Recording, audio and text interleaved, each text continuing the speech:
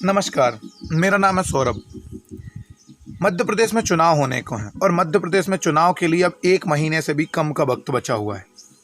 आखिर मध्य प्रदेश में कौन से मुद्दे हैं जो किसी राजनीतिक पार्टी को राजनीतिक सत्ता दिला सकते हैं? तो वो मुद्दे इस बार पैसा तो होने वाला नहीं है, क्योंकि क्या कांग्रेस, क्या भारतीय जनता पार्टी और क्या आम आदमी पार्टी पैसा देने के मामले में इन तीनों का कोई मुकाबला नहीं है। सब पैसा दे रहे हैं। एक तरफ मामा जी लाडली बहना योजना के तहत पैसे दे रहे हैं, उधर कमलनाथ भी अगर जीत गए तो वो भी पैसा देंगे। आम आदमी ऐसा प्रयोग कर चुकी है और यूं कहें कि अगर पैसा देने के मामले में कोई पार्टी नंबर 1 थी या जिसने ये सारी फसाद की जड़ है, वो आम आदमी पार्टी है। ऐसा मैं क्यों कह रहा हूँ? ऐसा इसलिए कह रहा हूँ कि पैसा देने का ये जो एक फ्री वीज, एक ये जो कह सकते हो तरीका उत्पन्न हुआ, वो आम आदमी पार्टी से उत्पन्न हुआ और आम आदमी से उत्पन्न हुआ। उसके बाद बीजेपी ने, बीजेपी के बाद कांग्रेस ने और लगभग सारी राजनीतिक पार्टियों ने पैसा देने के मामले में एक दूसरे को पीछे छोड़ने की एक कह सकते हो कि जद्दोजहद में लगे हुए हैं। तो आखिर कौन से मुद्दे रहने वाले हैं मध्य प्रदेश के इलेक्शन में?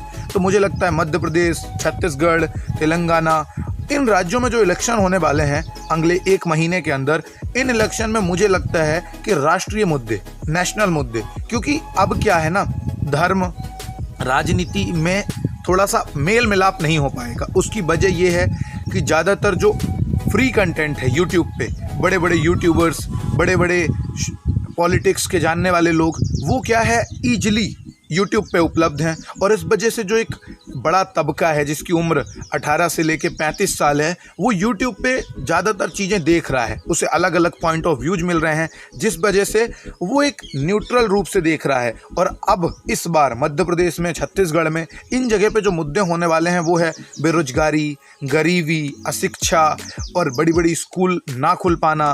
कॉलेजेस तो हैं पर वहाँ प्रोफेसर नहीं है। ऐसे मुद्दे होंगे। और इस बार तो एक नई रीजनल पार्टी उत्पन्न हो गई है, उसका नाम है विंध जनता पार्टी।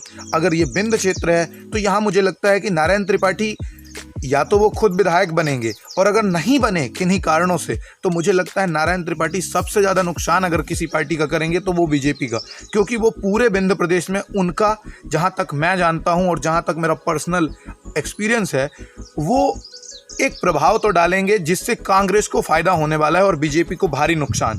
पर ऐसा भी नहीं कह सकते कि नारायण त्रिपाठी कमज़ोर हैं या कि बीजेपी कमज़ोर है या कि कांग्रेस कमज़ोर है। मध्य प्रदेश में 2-3 पार्टियां हैं जो आपस में लड़ेंगी।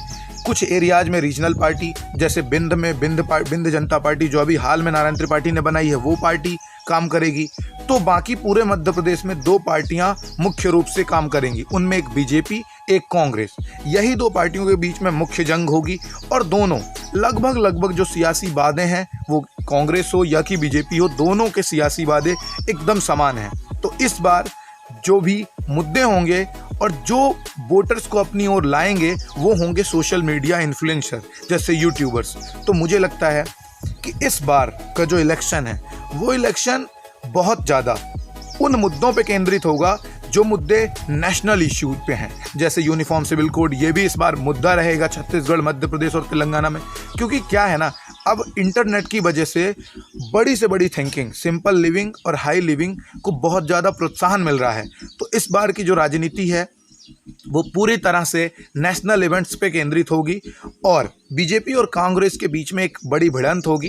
देखने में मज़ा आएगा। देखते हैं कौन सी पार्टी जीतती है। हम तो न्यूट्रल हैं, क्योंकि एज अ जर्नलिस्ट आपको न्यूट्रल रहना पड़ता है, मैं भी न्यूट्रल हूँ। तो चलिए देखते हैं। और अब हम मध्य प्रदेश की, छत्तीसगढ़ की और तेलंगाना की कवरेज करेंगे। आज से हम इलेक्शन जो हो रहे हैं उनके बारे में, इलेक्शन में क्या मुद्दे होंगे, इलेक्शन में कौन से लीडर्स का पलड़ा भारी है, कौन से लीडर का पलड़ा हल्का है, इन सब पे बात करेंगे। तो बने रहिए हमारे साथ और हमारे इस चैनल को सब्सक्राइब कीजिए अगर आप मध्य प्रदेश, छत्तीसगढ़, तेलंगाना और जो राज्यों में चुनाव हो रहे हैं इस 2023 में, उनके बारे में जानने के लिए और उनके बारे में एक स्पष्ट और बिना बायस्ड हुए राय बनाने के लिए। तो thank you so much for watching this video and subscribe this channel and share this video. And after all what we give is very simple, we give a balanced point of view which makes you a great educated citizen. So thank you so much for watching this video.